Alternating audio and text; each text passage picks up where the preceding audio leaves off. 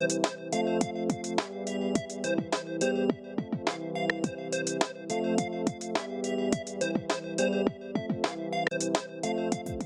future belongs to those who dare, those who will do extra. Hi, I'm Mark Croskery. Welcome to Business Live Extra, the program that looks beyond dollars and cents to the movers and shakers in business and the capital markets. Our guest today has worked for over 10 years in the banking industry, starting with RBC, that's Royal Bank of Canada in Toronto. She returned to Jamaica in 1996 and continued her banking career for a few more years, locally and regionally. In March 2001, she chose to leave the banking world and join her husband in a new business venture that has grown into one of Jamaica's largest companies in its respective sector. She holds a bachelor's in biology and most recently completed Harvard Business School Executive Owner, President Manager, OPM program in March of this year. She was most recently appointed CEO of the company in January of last year, 2021. Joining us today is Gia Abraham, CEO of CAC2000 Limited. Gia, welcome to Business Live Extra. Thank you, Mark. Nice to be here. Thank you for having me today. Yeah, no, thanks for coming. It's great having you. Yes. You know, how did you get your passion for this industry? A lot of persons call it, being in the AC business, but, CAC2000 is more than that. Engineering, air conditioners, and a few other things. But how did you fall in love with this industry? This industry is one that you'll never be bored. The technology itself changes on a daily basis, that's number one. And number two, to stay within this business, you have to continuously improve your efficiencies, your operational efficiencies. And that's actually the area that I love the most. I like the ability to keep changing what we do, looking at new ways of doing things, the innovation that comes into the market, the people we get to interact with.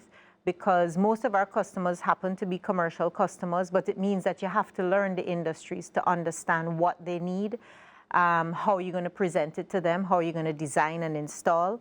And I love learning. So learning to me has been something that this industry, you don't just learn it today and then use it for the rest of your life. If you stay stagnant, you will not be in this industry. No, you spent a large part of your career in banking, finance, and when you made this pivot into, engineering, the AC business, as we call it, in 2001, was that hard for you? Was it exciting, or are you just an amazing quick learner? I wish if I was an amazing quick learner, some of the things wouldn't have been that hard. But it was a decision that we made because we decided to invest in this company. So looking at it, I had two choices: stay in banking, make it a career, or take the chance and move into a business that we would be able to grow. We'd be able to impact Jamaica. We'd be able to hire people. And that is something that's very important to us as a company, because if you look at our purpose, which is improving people's lives, we don't just see it as, hey, can you hire as many people as possible, but what can you do with the business to give back to the country? And so we've been very integral in doing that as well. And we'll continue to do that through the foundation, our HVAC service technician program. So those were all the different factors that played into my decision. And then, sometimes I come from a family that has always been in business. Yes. So you may think that, hey, you go into business for yourself means it's easy street. It's actually harder because you work more hours. You're always on the clock. I happen to be married to the person that I'm working with. So you wake up in the morning and you start discussing business as opposed to, hey, how are the kids type situation. Yes.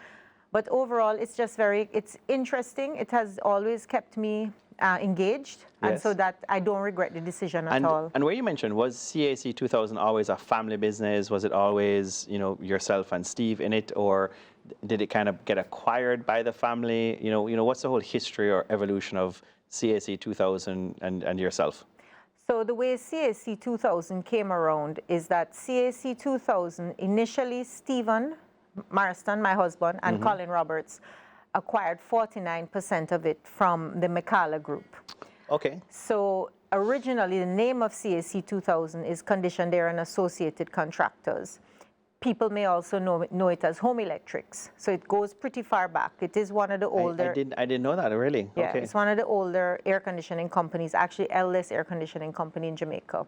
So they acquired that, and the opportunity came up And a group of us, which is Stephen, Colin, myself, and two independent investors, decided, let's go for the whole shebang. And so that's what happened. So you went from, say, just under a joint venture, like you went from 49% and went all the way to 100% Yes. as an investor syndicate. Yes, Okay. correct. And in those days, let's say, roughly 2000, 2001, when you joined the company, what was your kind of capacity or what was your role in those early days, 21 years ago or so? Okay, so yes, 21 years ago, I just had my anniversary March 7th with CAC. So 21 years ago, my role was really to come in and handle the back office. We recognized that for CAC to be successful, it had to do the engineering portion fantastically. Right. And that was both Stephen and Colin's forte. Right. From our end, from the back end now, they needed to be able to know that they could go out into the marketplace and not worry about what was happening. And that was where I came in. And what I actually like doing, because as I said, I love structure, I love changing up things, I love putting in processes and procedures.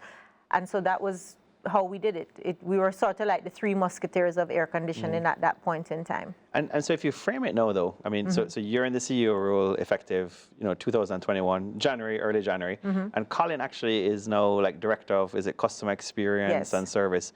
So in the early days, Colin was actually a part of the full-time team as well, Yes, or he just was. as an investor? No, he was always part of the full-time team. He was always in there. The rationale for the change of the role is, let's call a spade a spade. We're all getting older. Okay. So we do need to look at how do we position ourselves to stay within the company, but groom persons to come up.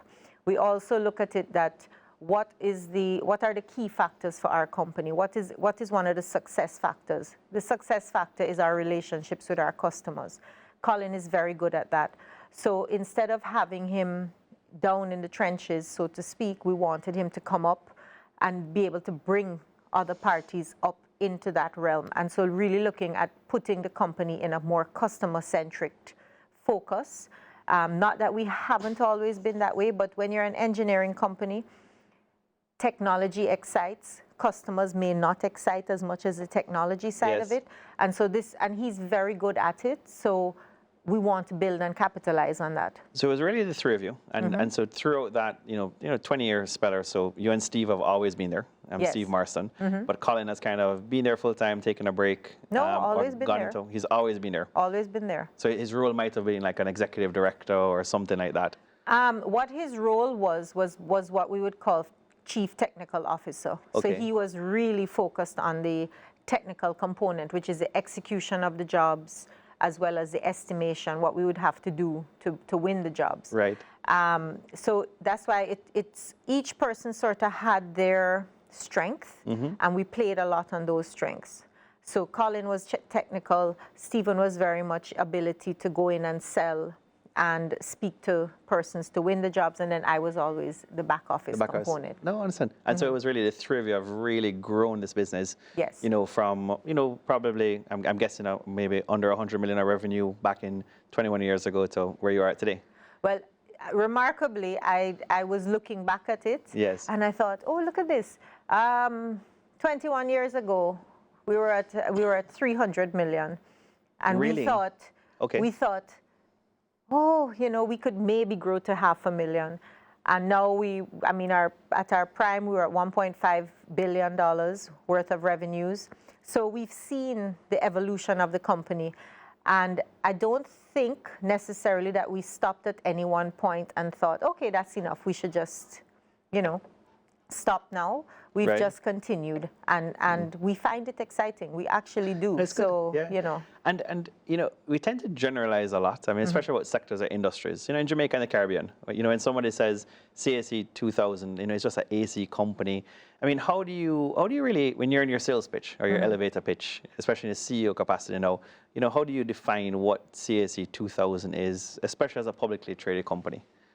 So CAC2000, first and foremost, yes, it takes a little while to get the market to recognize that we are not an air conditioning company. What we are is a company focused on energy and indoor environmental quality. So you're not just like selling split AC units, stuff like that? No. Okay. Split AC units are a component of our business.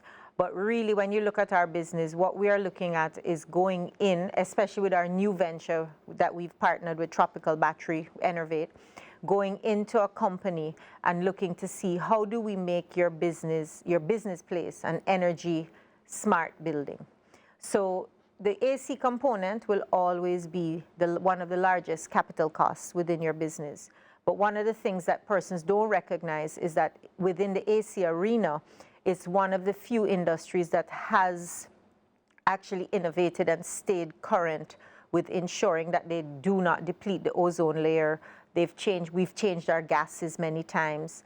And gases may not sound like something somebody would know, but we've gone from R22, which was very deleterious to the ozone, to now we're at 410A, and they're now looking another change soon. So the way you look at it overall is total energy efficiency overall? Yes, we look at it as total energy and how to have what we would call a clean building. Great. Because it's not just energy. If you look at a building, you may have heard of what they call sick building syndrome. So that is something that we deal with from time to time, and that is actually air purification. So one of the reasons, when you look at our vision that we have at present, it used to read that we were the leading experts in the air conditioning arena. We now are looking to excel as the leading experts in energy and indoor environmental quality.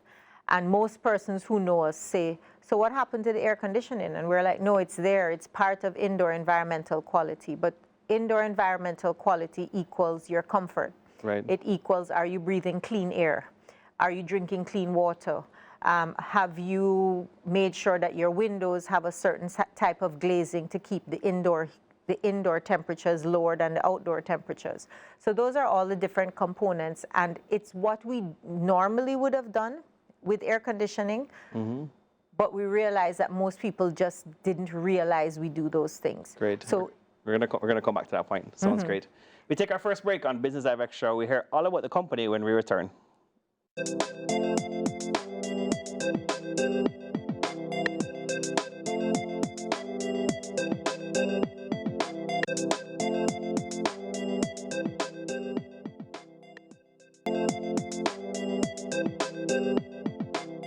Welcome back to Business Live Extra. CAC2000 Limited is an engineering company that specializes in the distribution, installation, and servicing of the energy-efficient air conditioning systems. CAC2000 was incorporated on July 24th, 2000.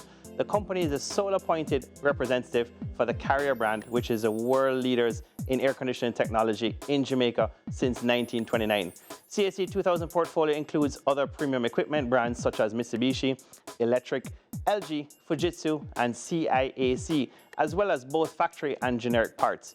CAC2000 sells, services, and supports some of the most sophisticated air conditioning services ever designed and completed in Jamaica and the Caribbean. To tell us all about the company is Gia Abraham, CEO of CAC2000 Limited.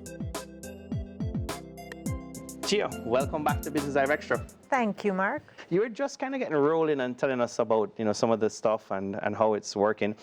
You also have a new joint venture, Yes. Somewhat subsidiary, Enervate.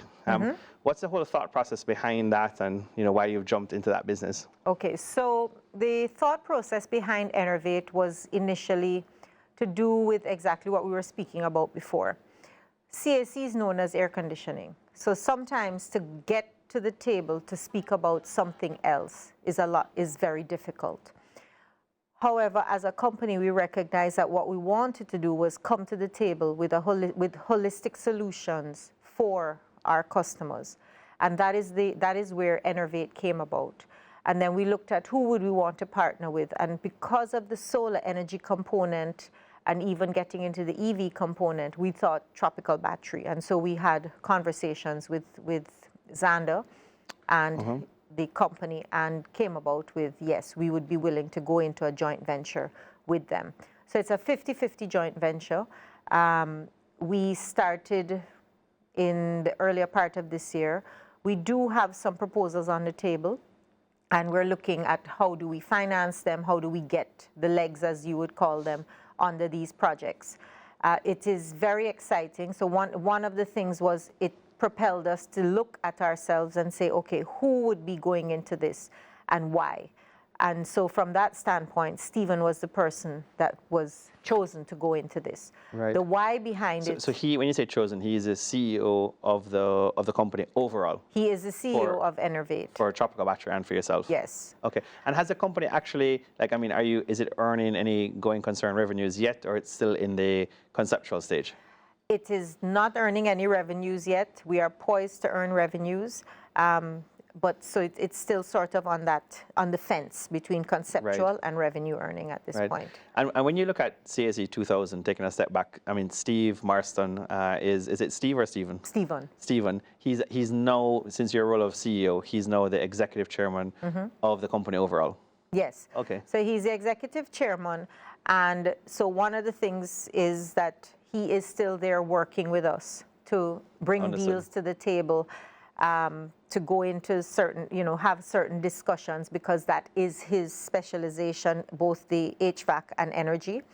And, I would not purport to go and do those types of conversations because, quite frankly, I'm not an engineer, so I'm not going to go in and try and speak to a room of engineers on that. But the fact of the matter is it's helping us to build capacity in 2 different arenas. And some diversification. And diversification. So as a company, one of our strategic priorities for this year is diversification, both locally and regionally, and looking to do it through partnership. Now, COVID has sort of put a kink into the part of going regional, because we realized that with all the shutdowns, the lack of travel, all of these things, we kind of had to scale that back. But that didn't prevent us from taking the leap of faith with Enervate and looking to expand upon that area. And Gia, when you mention regional, I mean, are you doing some export revenues or joint ventures in other countries, I mean, within the Caribbean or CARICOM now? Yes, we presently are in Barbuda, working on a project in Barbuda with a U.S. company, as well as various local companies within the region. And from time to time, we have worked in St. Lucia and in St. Vincent. But we do want to expand more into those areas. And what's kind of the model? Is it a turnkey model in those, say, countries where you find a local partner, you set up a subsidiary, or is it a franchise, or is it just you just export and keep your costs down? Like, what is CAC2000's model? The model for that at present has mostly been project driven.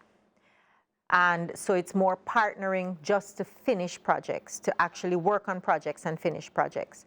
As we grow and as we continue to change, we really do look more from the partnering side, but how do we stay visible in all of those markets?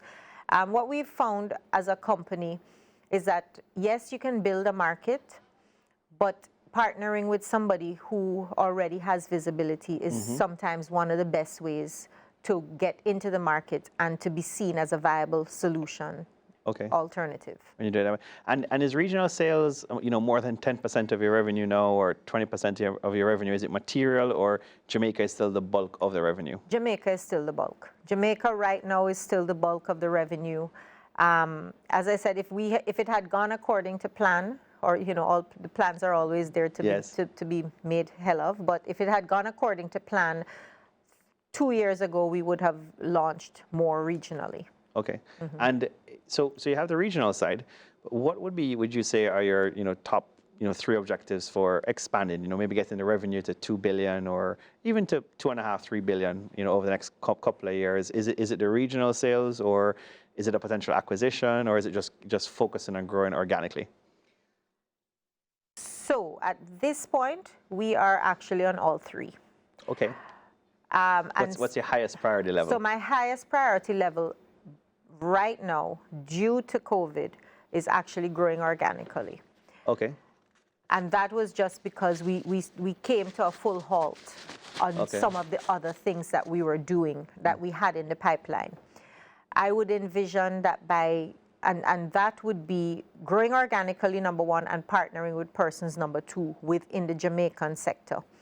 I see whereby by probably 2024, we will be much more looking on either acquisitions or outward-facing projects or into other islands. Okay, by that timeline. And right now, though, the central, I mean, or the head office, I mean, you're on Marcus Garvey Drive. Are there any kind of satellite offices or branch offices, I mean, throughout Jamaica where you tend to distribute or service from? So we have a branch office right now in Montego Bay. Oh, you do? We are in... It's branded CAC2000? It is branded CAC. We are looking, though, at how do we do things differently again. And that's one of the things you're going to hear me keep saying, Mark. And the reason is you could look to go and open a lot of satellite branches. But what that does is really increase your overheads, sure, your costs, increase your expenses. So what we are basically doing at this point is we know the market, we know some of the persons in the market.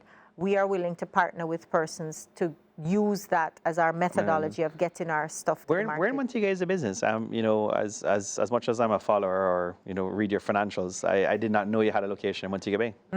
It's in Carjar's Plaza, which is, now if I'm going to give you the wrong address. Is it Fairview Plaza? Yes. One of those of the plazas out by Fairview? A little behind that, yes. Okay, great. We're gonna come right back to that point. Great.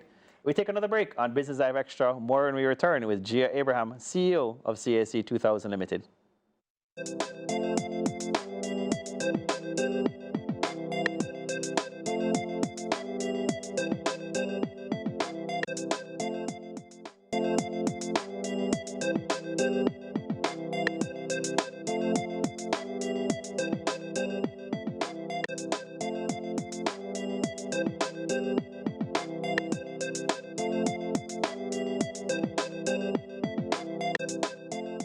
Welcome back to Business Dive Extra. CAC2000 recent share price is around Jamaican 750 per share, and the company's market capitalization is just under $1 billion Jamaican dollars.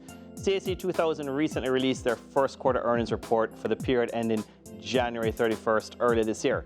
The company registered a fair quarter given the headwinds that it faced due to supply logistic matters and increases in shipping costs, etc. The company registered declining revenue for the quarter to $222 million versus revenue of $253 million in the previous year's quarter. The net loss reported for the quarter was $32 million Jamaican due to supply chain issues and the company's one-off cost of sales. We speak to the CEO about this, Gia Abraham, about these one-off issues and the bounce back expected by the company CAC2000 for the remainder of the 2022 financial year. Gia, yes. You're back with us on Business Dive Extra. Yes, I am. Good to continue to see you. Yeah. So what's the head count like? I mean, is it a lot of part-time independent contractors along with full-time workers, given the type of industry sector that you're in? Yes. So our in-office head count at present is 55 people. Okay. We then work with externally about 40 to 100 contractors, depending on what it is that we are doing, which projects we're on. So you jump to as much as maybe 160, 150, 160? Yes. And that includes the Mobile office as well? Yes. Okay. Yes. So the mobile, I must clarify, the Mobile office, really and truly, what happens is a lot of everything is done from the Kingston branch. Sure. Because that's where the projects originate. Montego Bay has always been a satellite office that allows us the servicing, does allow us to stay in touch with the customers, and does provide a base for the technicians when they're going down there to work on projects as well. So we will do retail from there as well as commercial activities. And Gia, what would you say is the company's CAC2000 secret sauce? You'd always hear ATL was like, the pickup trucks running up and down with the engineers or technicians, and it was like service, service, and service. What has been the secret sauce to go from 300 million to $1.5 billion in sales? The secret sauce of CAC, I would say, is that we live our core values. Which are?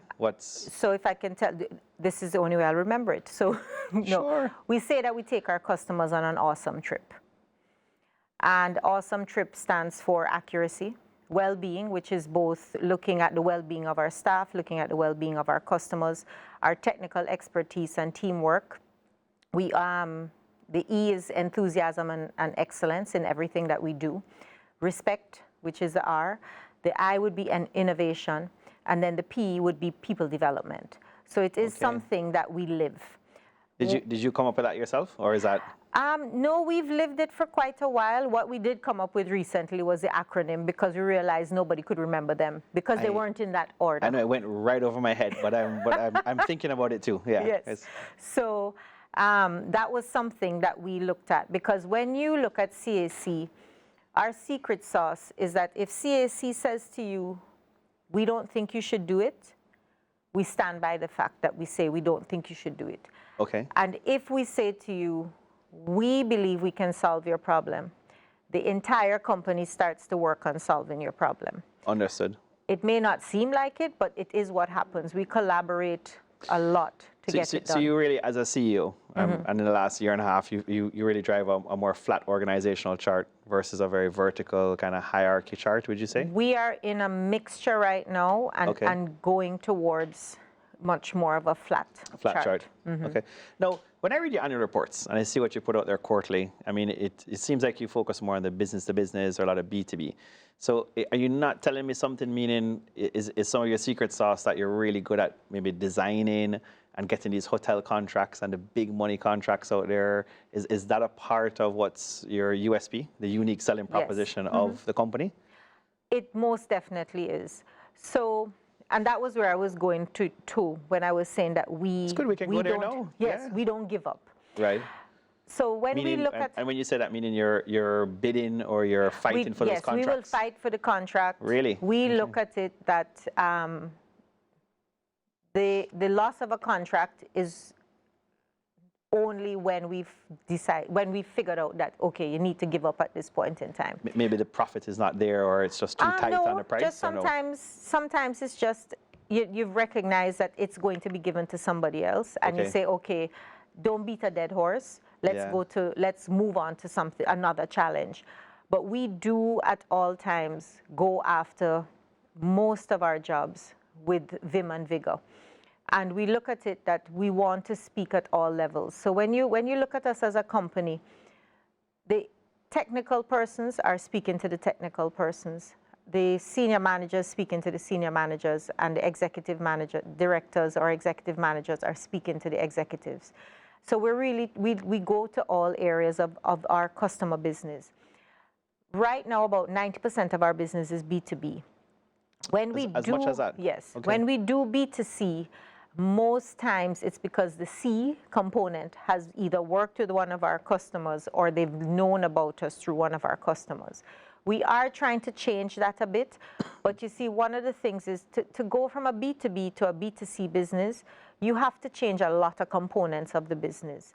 And yes, you can go into breakdown mode and try to come back like that, but then you may also break down and be non-existent at that point. And you raise a good point. I mean, a lot of companies that have diversified too much have ended up just having to shut it down. It doesn't work. But I mean, have your clients, like say the directors of these companies, or some of your clients ever said to you, we'd love to see you have a CAC, whatever you call it, express, but a CAC consumer line that does do that side of the business, or has there been an internal fear that, as you said, you don't want to mix it too much? I would not say to you that it's an internal fear. What I would say to you is, as I was just alluding to become a B2C business is a very different business model than a B2B business. So right now, we're heavy into engineering. Yes, we do a lot of customer service, but if you were to speak to the engineers, they love technical. To move into B2C, you're going to be looking at what are the products that we can offer, because air conditioning, whilst it has become a commodity, is not for everybody. So when we're looking at it, that's where the indoor environmental quality will come along. What are the products that we want to make as complementary products to the air conditioning market, so that if we are doing B2C, it's not just dependent on air conditioning, people coming in to buy air conditioning. So one area that we've gone into quite a bit is the air purification. Okay. So we have the purifiers, we have the dehumidifiers. We are providing a lot of HEPA filters to most of our clients. And that is something that Jamaica was never really the forerunner in, because we don't tend to have homes that are central AC'd and those types of things. So if you go to North America... And you are seeing persons come in and take up those products? Yes. We've had the air purifiers have done very well for us, both from a business standpoint and a personal standpoint. It's interesting to know that Jamaica, as small an island as we have quite a high rate of asthma per capita. We have quite a high rate of allergies, and even now with the Sahara dust that's in the air, Yes. the air purifiers and all the air purifiers that we sell come with HEPA filters. Okay. We have 2 that come with UV lights and HEPA filters, and then we have another one that just basically is an air purification system with a HEPA filter. And then we have ones that came for the cars, where you can plug it into your car. So that is an arena that we've gone quite widely into. Did you get into this year, last year, or this is a couple of years ago? Like, what's the timeline when you started to get to these new products? It's been about, so again, funnily, it's been about 2 years when you look at it from a B2C perspective. But it's been much longer from the B2B perspective, because earlier when I was telling you about sick building syndrome, it's something that we've had to do in buildings where you want to ensure that you have the right amount of fresh air coming into the building and or cleaning the air. We do a lot of business with certain customers that need, up at like the fertility clinic, where they need a particular, the fertility clinic has to be maintained in a certain factor. Yes. And so because of that, we have to do filtration in there to keep the air as clean as possible. So it is something that we've always done, but again, it's just part of what we normally used to do, and we never really, I guess, capitalized on it until now. Sounds like a great add-on product. We're going to continue talking about it. We take another break on Business Live Extra. More with Gia Abraham as we explore the future of CAC2000 when we return.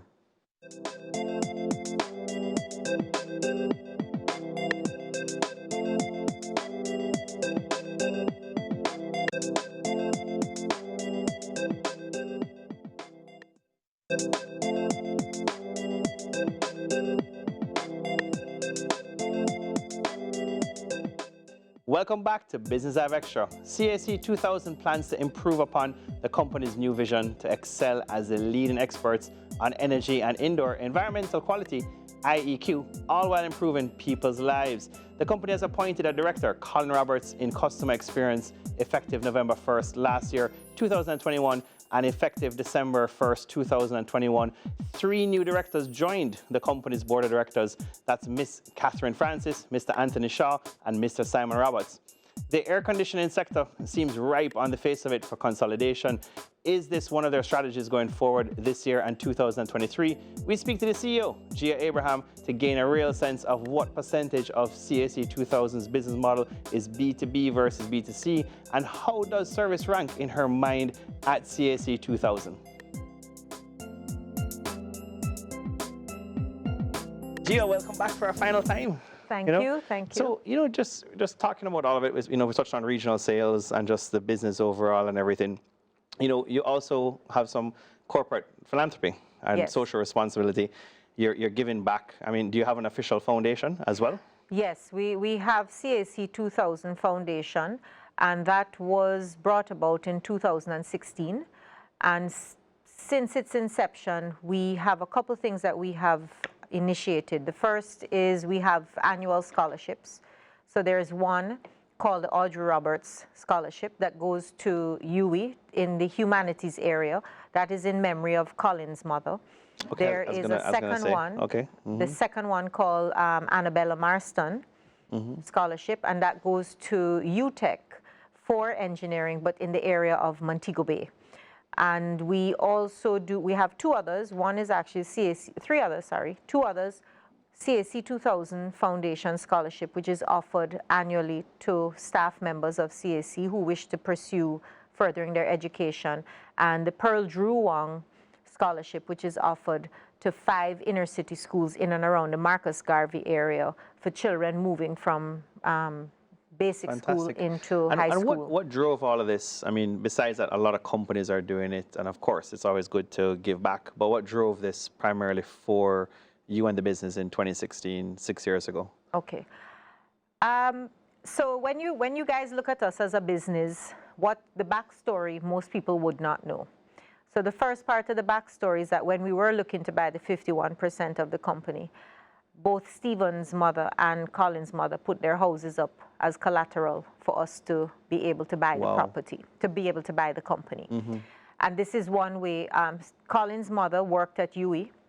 She was part of the library facilities at UWI, and Stephen's mother obviously had raised 4 young men, all of whom have done well. And so that was one way that we saw to honor what they did for us as individuals. And hence some of the names. Well, hence some of the names. Right. So, and then Pearl Drew Wong is my grandmother. And growing up, I had a bit of a rough start, and my grandparents helped to raise me. And she was a lady who came out of Runaway Bay, Jamaica, left school in grade 7, was a voracious reader, and showed me that whatever happens as a woman, you can put your foot one step in front of the other and make it. And because of that, that is why we made sure that those went to people who were coming out of the inner city. Yes. One of those scholarships we tried to make sure goes to a person with disabilities. And that again comes from my childhood, because my father's brother was one of the first children in Trinidad to contract polio. And so growing up, I always saw him as a paraplegic, but he had finished school. He was a top technician with the electric company in Trinidad. And so I always saw it that opportunity needs to be given. So the 3 of us have always been that focused, where we say, you know, we need to make sure that others get an opportunity. And it's not just, a lot of times we don't advertise it, we just do it. And that's, you know, we try to inculcate that in the company. It's a great story, and that's what we do on Business Have Extra. You never really know the history of a company or where a company and its, you know, majority shareholders are coming from. Yeah. That's great. And on that point, you know, Gio, is, you know, the share price now, roughly around 6, you know, 6 and change, the market cap, you know, 8-15 million. You put out your earnings. Of course, as Buffett tells us, you know, the Oracle of Omaha, don't focus on the share price. But for your minority shareholders, you know, they touch the annual general meeting. Have you ever kind of got the question, why not go and buy somebody, you know, like what Fosrich has done? You know, 90% of your business is, as you said, B2B. You know, Spurtree is 90% export or so. But have you ever got that question from a minority shareholder who says, the industry seems ripe, why not go out and acquire one of your top competitors in the B2B space? And who would those be, out of curiosity? Who are your top three guns out there? Okay, so our top 3 guns would be, in our sphere, would actually be Arel. Okay. And then we would have a toss-up between, you're looking at ATL and Geddes. Okay. And so with all this liquidity in the market now, and you've done a preference share before, I think with Victoria Mutual, I mean, but with all the liquidity out there, if I was a minority shareholder at your AGM today, why not go buy somebody? And so I have to be careful how I answer this, because one of the you're a public company, exactly. Of course. So one of the things is that as a public company, I do have to be careful in how I say this, because of anything material to the market. Sure. I would need to have let the JSE know first. Yes. We are never adverse to these opportunities, and it's just a matter of if the right opportunity presents itself.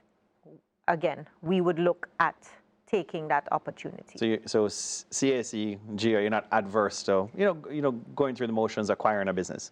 No, we're not. Okay. And we have looked at different things, and I will again, unfortunately, have to say that COVID did play quite a role in bringing a halt to some of what we were looking at. Okay. Understood. So, you know, I mean, there is a 5th wave, and so, but hopefully we're at the tail end of COVID. I mean, do you find that the capital markets are something that you've looked at before, and CSE can tap the capital markets if it needs to?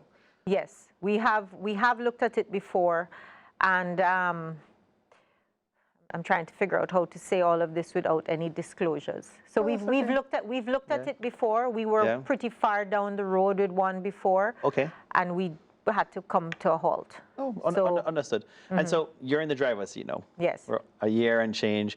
What's your vision? You know, we've seen the annual report, but what is Gia's vision, you know, your vision for the company 3 to 5 years from now?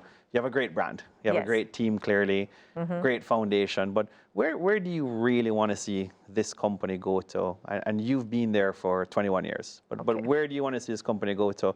And I've always found it hard to understand, you know, companies that are, you know, whether it's in chemical business or, like, as you said, AC business in a way, because it can kind of be generic or generalized, you know, to touch and feel it. But where do you want to take this now as the boss? So as the boss, the areas that I'm looking at, first of all, as the boss, the thing I would like to do right now is have a lot of fun. Okay. Okay. And people may think fun means going out and just partying. It's not. Yeah. When you can grow a business, it's fun. You see it. You see that you can see what you have worked for. I am looking at, number one, growing through partnership, as I said to you before, continuing to grow organically. We look at, as we grow, I expect my corporate social responsibility to grow. It's almost hand in hand. I don't see them as separate entities at all. I want to see persons who work with us evolve to where they are running components of the business, and we are actually out there bringing in all of the deals that can grow the business. I do want to expand the business, and as I said to you before, a strategic priority is diversification, whether that is through mergers, acquisitions, starting something new, or expanding on what we have. And so that really is what we're looking at as a big picture. But if you only focus on the big picture, sometimes you don't do the steps required to make sure you have the foundation for the big picture, and then you have just a big collapse. And so what we're looking at this year right now has been rebuilding, because it took a lot out of us over the last 2 years to move to a work from home or to have projects being shut down. You know, we recognize that there's so much change, so much change, number one, and because so much of our business was dependent on projects, because approximately 70% of our business is dependent on projects, we realized that, yes, we need to have other revenue streams, but they need to be complementary revenue streams so that we are not spinning, you know, and spinning out of control. And so from my perspective, that's what I see as a CEO. I'm willing to take chances, but I'm not willing to take chances that are detrimental to the base of the company. And so we are out there. That's where Innovate came in. How can we take chances and bring business in from different sectors? And we are looking at, you will soon hear of a couple things that we're looking at that I cannot speak to yet. No, that's great. That will put us in a different area. But you've said a lot, and it's great having you, Gia Abraham, you know, CEO, boss of CAC2000 on Business Live Extra, and you've said enough, you know. I mean, the vision, you've laid out the vision, your leadership for the company for going forward. Thank you for joining us on Business Live Extra. And thank you for having me. It's been fun, and I look forward to being here again another time. You said it. You want to lead, and you want to have fun, and you're bringing energy to CAC2000. Thanks for joining us. Thank you, Mark. That's it for another edition of Business Live Extra. Remember, 70% of success in life is showing up. We've been talking with Gia Abraham, CEO of CAC2000 Limited. Don't forget, you can watch us online at cvm.com/videos/Business Live Extra. Thanks for joining us.